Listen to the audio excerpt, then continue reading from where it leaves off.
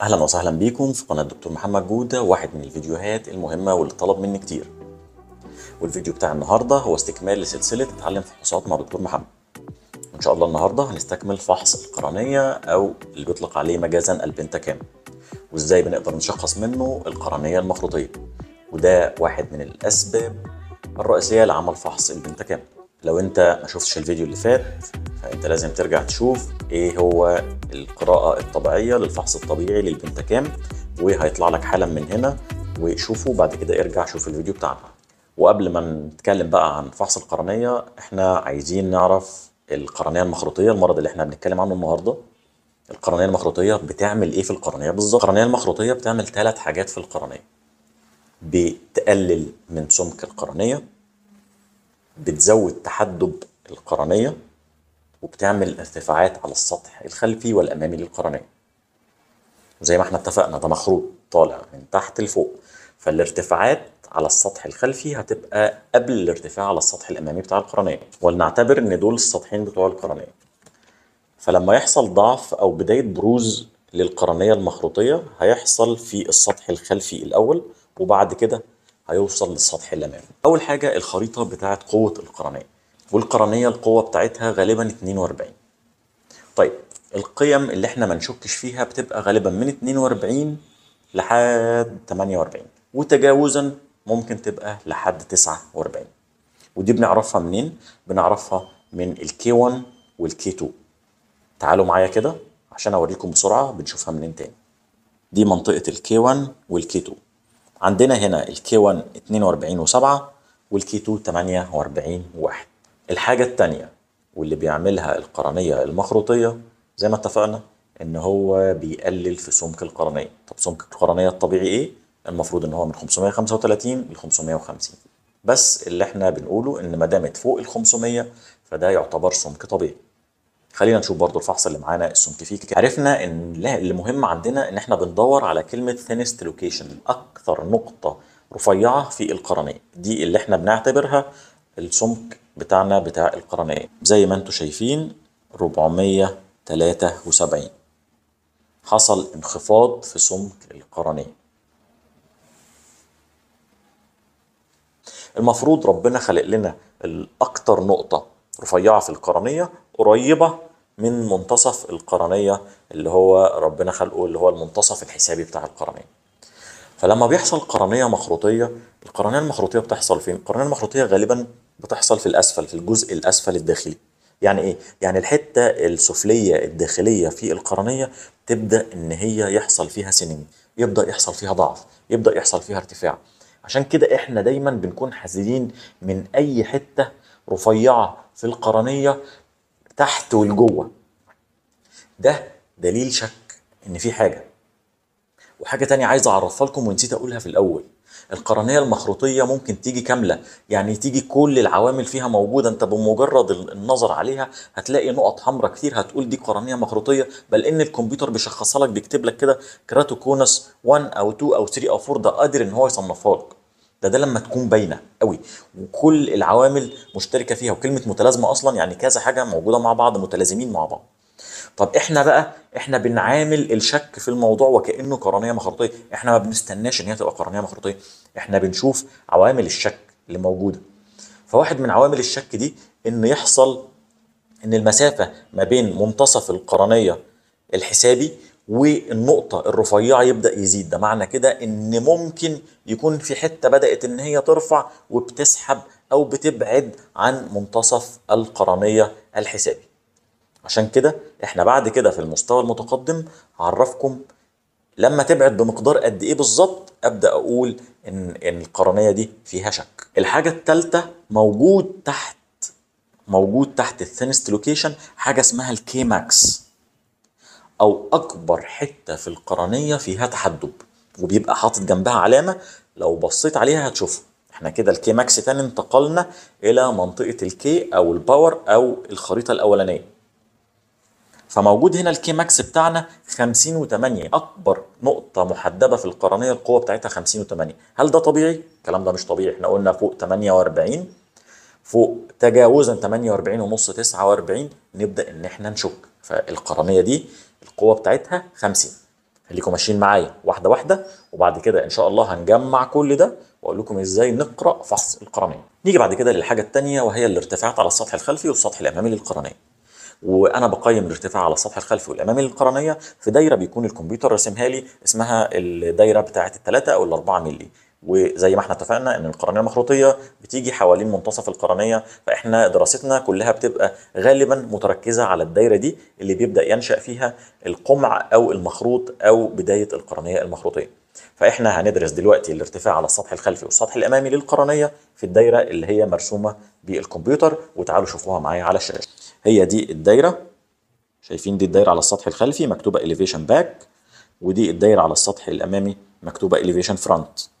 طيب المفروض القراءات بتاعتنا تبقى في السطح الامامي ما يبقاش في اي نقطه في السطح الامامي بتاعنا بتاع القرنيه اكتر من 15، والسطح الخلفي ما يبقاش في نقطه ارتفاعها اكتر من 20. زي ما احنا اتفقنا اهو، اي نقطه على السطح الامامي للقرنيه ما ينفعش يبقى فيه قراءه مكتوبه اكتر من بلس 15، والسطح الخلفي ما يبقاش فيه نقطه اكتر من بلس 20. طيب خلينا نشوف. هنا على السطح الامامي في بلس 22، وهنا على السطح الخلفي في 43 النقطه دي، ولو بعدنا شويه هنلاقي 77. هنا المخروط طلع بره شويه. نبدا بقى ناخد واحده واحده البيانات اللي احنا طلعناها في فحص القرنيه دي. اولا السمك بتاعنا 473، وده اقل من ال 500 اللي احنا متفقين عليها، فمعنى كده ان القرنيه دي رفيعه. جينا اتكلمنا ان الكي 2 بتاعتنا او منطقه الكي او القوه بتاعه القرنيه 48 واحد، ولقينا ان الكي ماكس بتاعتنا 58. يعني كده في زياده في التحدث بتاع القرنيه. في نقط في القرنيه فيها زياده في الارتفاع الخلفي للقرنيه والارتفاع الامامي. يبقى احنا كده عندنا الاربع حاجات مع بعض: ارتفاع في السطح الخلفي، ارتفاع في السطح الامامي، زياده في تحدث القرنيه، وقله في سمك القرنيه. اقدر اقول ان القرنيه دي قرنيه مخروطيه. هندخل بقى على الورقه الثانيه وهشوف، هلاقي الكمبيوتر اصلا مشخصها لي. ده مشخص لي الحاله دي ان هي قرنيه مخروطيه مرحله ثانيه، كي سي 2، كراتو كونس 2، مرحله ثانيه من مراحل القرنيه. فاذا عشان احنا لقينا كل العوامل دي موجوده، فاحنا قدرنا ان احنا نقول ان ده كده احنا شخصنا قرنيه مخروطيه. خلينا ناخد مثال تاني. الحاله دي بقى دي حاله متقدمه جدا من القرنيه المخروطيه، وركزوا معايا يلا على الشاشه.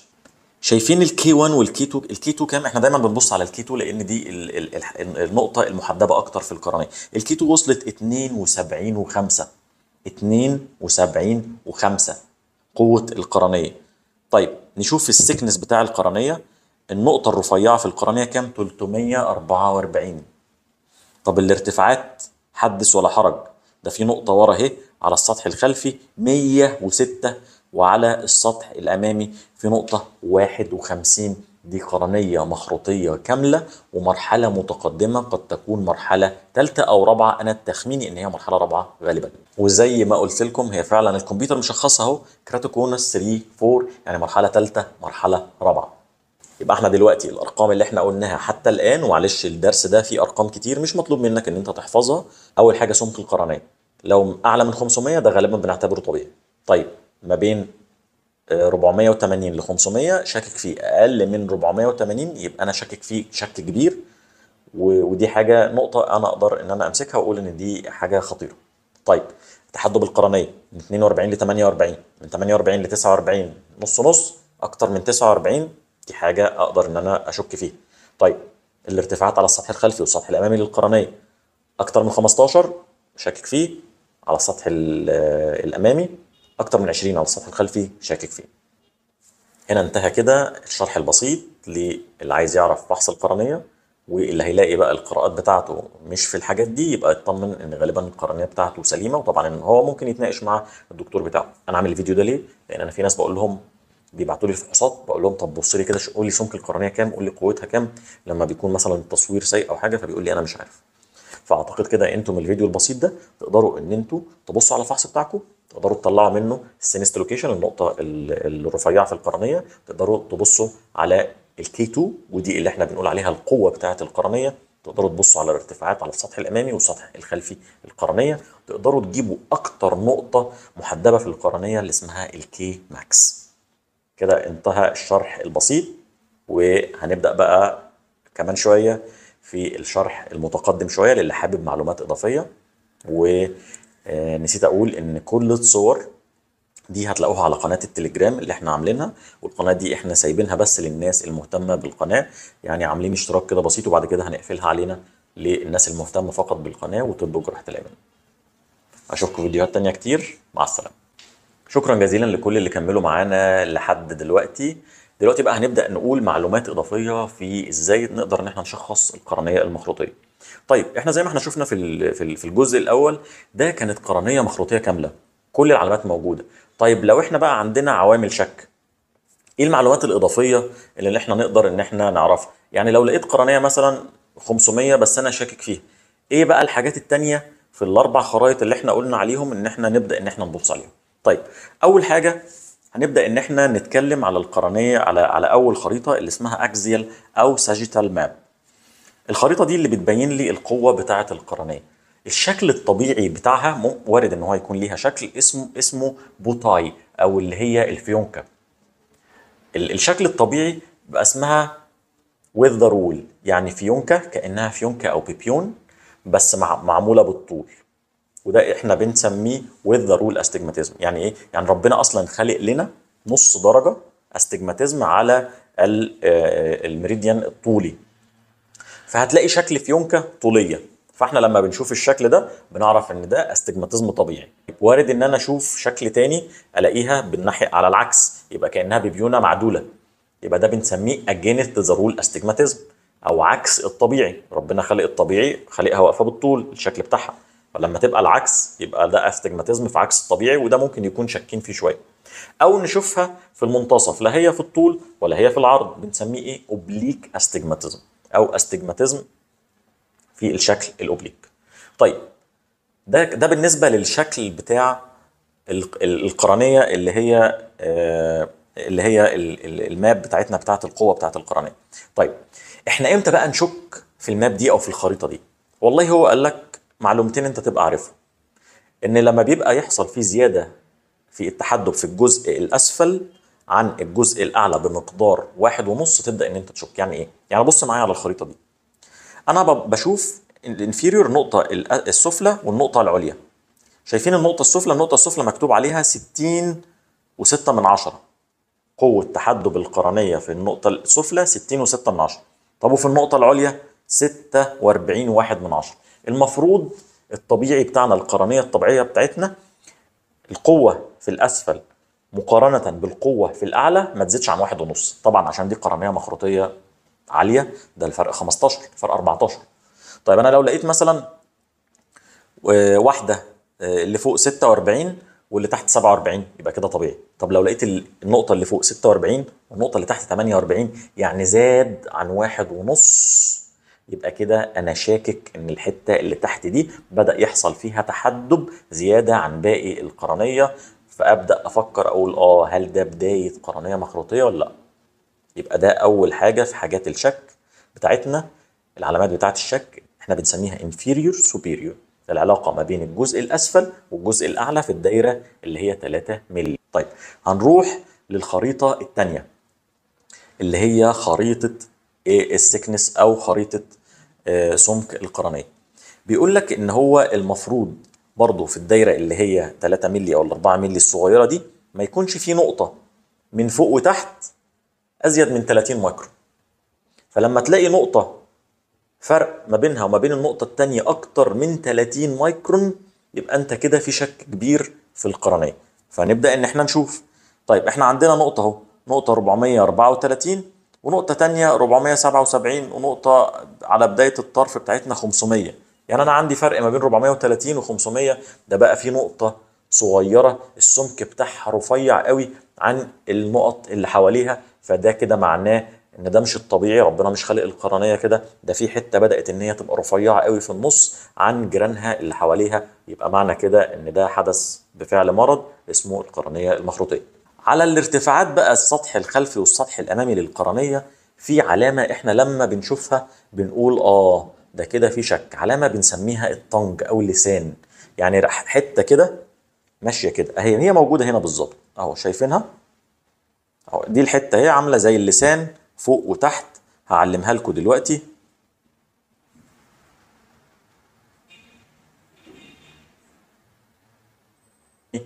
اول ما بشوف اللسان ده بعرف ان دي علامه من علامات الشك.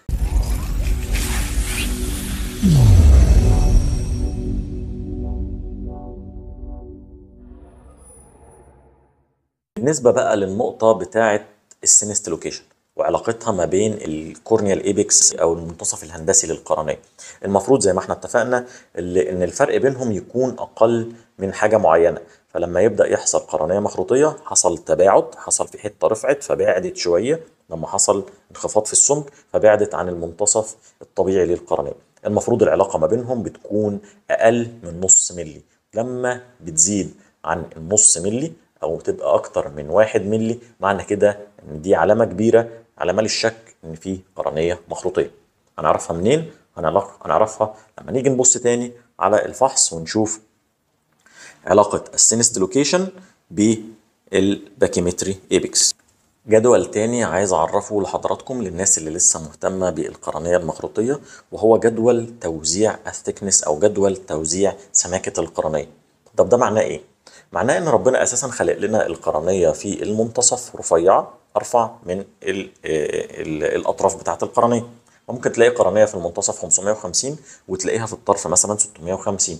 طيب هل توزيع القرنيه ده، السمك ده من المنتصف للاطراف، هل توزيع متساوي ولا توزيع كده عشوائي؟ لا، هو التوزيع ده توزيع متساوي، يعني ماشيه بوتيره محدده. يعني لو المنتصف مثلا 530 هتلاقي النقطه اللي بعدها 500 مثلا 40 550 560 570 لحد ما بنوصل للسمك الحته السميكه في الاطراف.